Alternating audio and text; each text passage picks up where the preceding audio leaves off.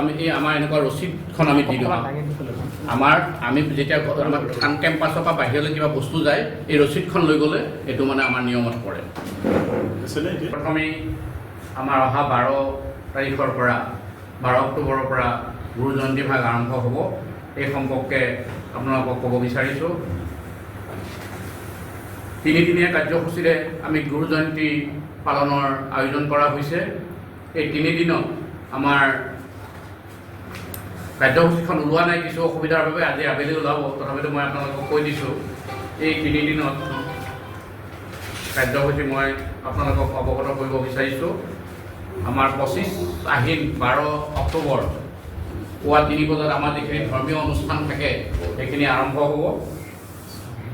তাল কোবোৱা প্ৰসংগৰ পৰা আৰম্ভ কৰি তাৰপিছত ধৰ্মীয় অনুষ্ঠানখিনিৰ পিছত 10 বজালৈকে আমাৰ ফুল প্ৰসংগলৈকে ধৰ্মীয় অনুষ্ঠানখিনি তাত আমাৰ কীৰ্তন ঘৰ 2 পদাশিলাত অনুষ্ঠিত হ'ব। পুৱা 10:30 বজাত বিভিন্ন অঞ্চলৰ পৰা অহা ভক্তপ্ৰাণ ৰাইজক লগত লৈ আমি এক শোভাযাত্ৰা কৰিম আৰু এই শোভাযাত্ৰাটো গোটেই অঞ্চল জুৰি আমি কৰাৰ সিদ্ধান্ত গ্ৰহণ কৰিছোঁ। সেইদিনা দুপৰীয়া 2 বজাত তেওঁলোক শোভাযাত্ৰা কৰি আহি বাকী আহাৰ গ্ৰহণ কৰাৰ পিছত দুপৰীয়া 2 বজাত গুৰুচৰিত পাঠ হ'ব, 5 বজাত বন্তি প্ৰজ্বলন হ'ব আৰু ৰাতি 9 বজাত ভাওনা পৰিৱেশন হ'ব। শ্ৰী শ্ৰী কৃষ্ণৰ বৈকুণ্ঠ প্ৰয়াণ। এই ভাওনা ভাগ 2 সত্ৰৰ আমাৰ শিল্পীসকলৰ দ্বাৰা প্ৰদৰ্শন কৰা হ'ব। 26 আহিন 13 অক্টোবৰৰ দিনা ঠিক তেনেকৈ আমাৰ 3 বজাৰ পৰা ধৰ্মীয় অনুষ্ঠান আৰম্ভ হ'ব। পুৱা 10 বজাত আহিব বৃক্ষৰোপণ আৰু 12 বজাত সদৌ অসম ভিত্তিত দিহানাম প্ৰতিযোগিতা আছে আৰু সেইমতে আমি এটা পুৰস্কাৰো ঘোষণা কৰিছোঁ। 27 আহিন আৰু সন্ধিয়া আছে বন্তি প্ৰজ্বলন। 27 আহিন 14 অক্টোবৰ 3 বজাৰ পৰা 10 বজালৈকে আমাৰ যিখিনি ৰাতিপুৱাৰ ধৰ্মীয় অনুষ্ঠান এইখিনি হ'ব। দুপৰীয়া নাম প্ৰসংগটো হ'বই। বিয়লি 2 বজাত চিত্ৰাংকন প্ৰতিযোগিতা হ'ব, তাৰো পুৰস্কাৰ ঘোষণা কৰা হৈছে। আৰু নিশা 8:30 বজাত সত্ৰীয়া সংস্কৃতিৰ এক অনুষ্ঠান হ'ব আৰু এইটো উদ্বোধন কৰিব আমাৰ নগাঁও বটৰবাৰ স্থানীয় বিধায়ক ৰূপক শৰ্মাদেৱে।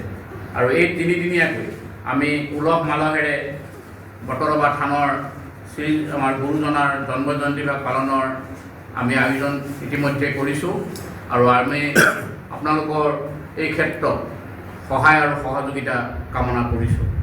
আপোনালোকে আটাইকেইটা দিশৰ পৰা সুপথ দেখুৱাই দিয়া, আমাক বিপদৰ পৰা ৰক্ষা কৰা আৰু মিছাক সঁচা কৰা কাহিনীবিলাক বাকচাত কৰা, এইটোৱে আমাৰ সাংবাদিকসকলৰ কৰ্তব্য। আমি আগৰ পৰাই কৰি আহিছোঁ, এতিয়া আমি ক'ম, আমি চৰকাৰে আপোনালোকক সন্মান জনাইছোঁ, আমি আগৰ পৰা জনাইছোঁ। মোৰ কথা কৈছোঁ, আমাৰ ইয়াতে থানখনৰ লগত 20 বছৰ হ'ল। আমাৰ ইয়াতে থানখনত থকা আমি 20 বছৰ হ'ল। আমাৰ এতিয়া বয়স প্ৰায় 82 বছৰ। এই দিনৰ ভিতৰত বৰ্তমান যিটো পৰিস্থিতিয়ে থানখনত গা হৈ উঠিছে, এইটো অতি দুঃখাৰ পৰিতাপত।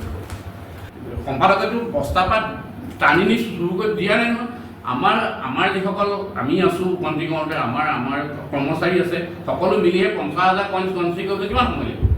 কণ্ট্ৰি কৰি চব ঠিক ঠাক কৰিহে আমি তেওঁলোকক দিছোঁ। তেতিয়া তেওঁলোকে বোলে ইয়াত আমাক স্থান দি আছে ধৰিব।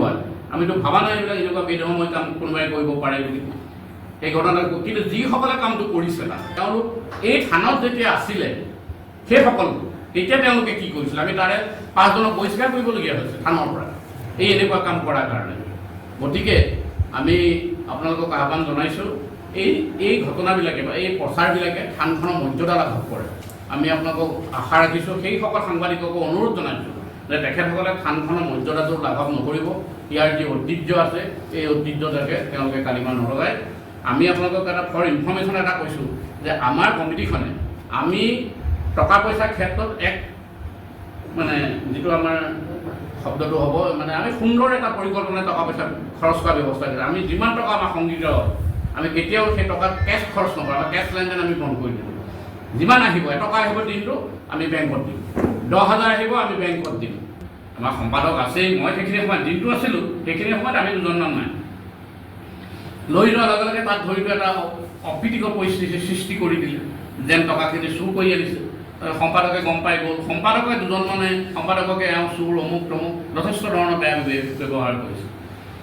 এতিয়া আমাৰ কথাটো যে যিখিনি কইনছ আমি দিছিলোঁ, আমি যিখন ৰচিদ তেওঁৰ হাতত দি দিছিলোঁ, আমিতো এখন ৰচিদ দি দিছোঁ যে তেওঁ 50,000 টকাৰ কইনছ ইয়াৰ থানৰ কাৰ্যালয়ৰ পৰা লৈ গৈছে, চুৰ কৰি ধুনীয়া। সেই ৰচিদখন কিন্তু তেওঁলোকে ফালি পেলালে। ফালি পেলাই তেওঁলোকে ভাবিছে আমাৰ হাতত ৰেকৰ্ড নাই, কিন্তু আমাৰতো কাউণ্টাৰ ফাইলটো আছেই।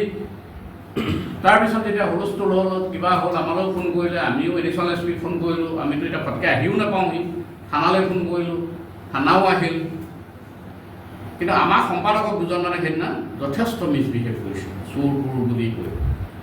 আমাৰ কাউণ্টাৰ ফাইল দেখাইছে মানে আমাৰ যি কাৰ্যালয়, আমাৰ যিসকল আছিলে তেওঁলোক কৈছে যে আমি ফৰ্মেলি এইটো দিছোঁ, আগতো দিয়া হৈছে, আৰু তেওঁ 74,000 দিছে, আমি তেওঁক 50,000 দিছোঁ। তেওঁলোকে মানে মানি লয়, তেওঁলোকৰ কথা হ'লে এটা চিটুৱেশ্যনটো বেয়া কৰিব লাগে। তাৰপিছত পুলিচে তেওঁলোকক লৈ গ'ল। পুলিচে লৈ যোৱাৰ পিছত পুলিচে ক'লে আমাক যে আমি বস্তুটো এটা এনকুৱাৰী কৰিম। সেইটো তেওঁলোকৰ এটা নিয়ম যে বস্তুটো যদি ঠিকে আনিছে তেতিয়াহ'লে আমাৰ বিশেষ অসুবিধা একো নাই। যিকোনো খবৰৰ বাবে যোগাযোগ কৰক 7099017330 অথবা 7099017390 নম্বৰত।